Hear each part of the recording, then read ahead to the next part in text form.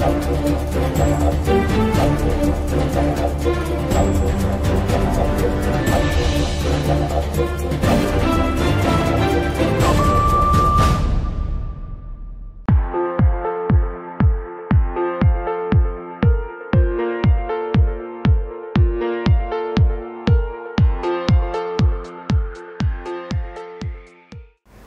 my name is Rabbi Yankee Berger.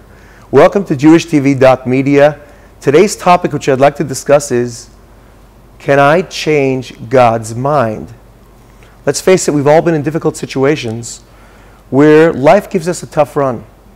And we look for various solutions. It can be in the world of, it can be in our financial world. It can be pertaining to our children, pertaining to health. And we look for various solutions, but only to a certain point can we solve the problem. And then we think to ourselves, you know what? I'm going to turn to God. I'm going to talk to God. So we make our way to a synagogue, or from the comfort of our home, we open a prayer book, or we just open up our heart and we have a little word with God, and we begin to pray. Now the good news is, through prayer, we can actually arouse within God a new will.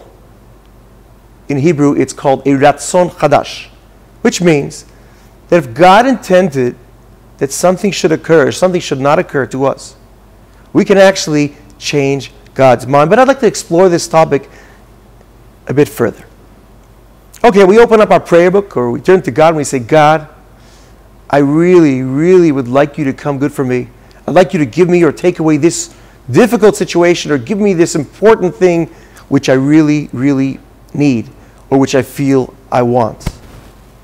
So God can respond to you and say, why should I give it to you? What is it?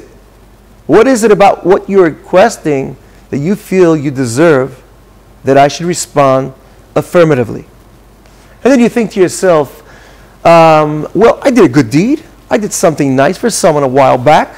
And God could respond back to you and say, well, I give you hands. I give you feet. I give you teeth.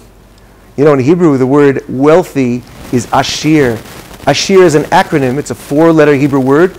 Ayin, Shin, Yud, Resh. 4 Hebrew letters. Ayin stands for einayim. Shin stands for shinayim. That's eyes, teeth. Yud stands for yadayim, which is hands. And Resh, the final letter in the word wealth, ashir, is raglayim, which is feet. God could say, I give you life. I give you... And the list goes on and on and on and on. And we have no credit left. So we turn to God and we say, please, please can you respond positively to my request? I think God may turn to you and say, if you were me, would you respond affirmatively, positively to what you're asked, to your request? And you'd say, I guess so, but that's not a good enough answer. God will say to you, you know what, I'm going to put you in a situation where you will play God, so to say. And how you respond when you're playing God, that is how I will respond to you. And God sets up a situation where somebody will approach you and ask of you for a favor, to do something for them. And the way you respond to the next person, that is the way God will respond to you. There's an anecdote in the Talmud which is b'midah shemoidedin, kach moidedin loy. The way you measure up to others, that's the way God will measure up to you. Practically speaking, what this means is, if I am a person who performs acts of goodness and kindness to others, I trigger off a response, that exact same response from heaven, that God should perform goodness and kindness with me. So next time I pray, and I ask God for something good, before you pray, it's suggested that you give a few coins to charity. Do something kind for someone.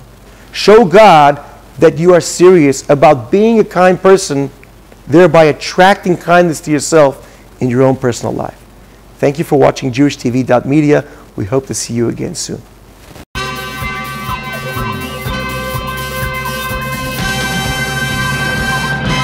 JewishTV.media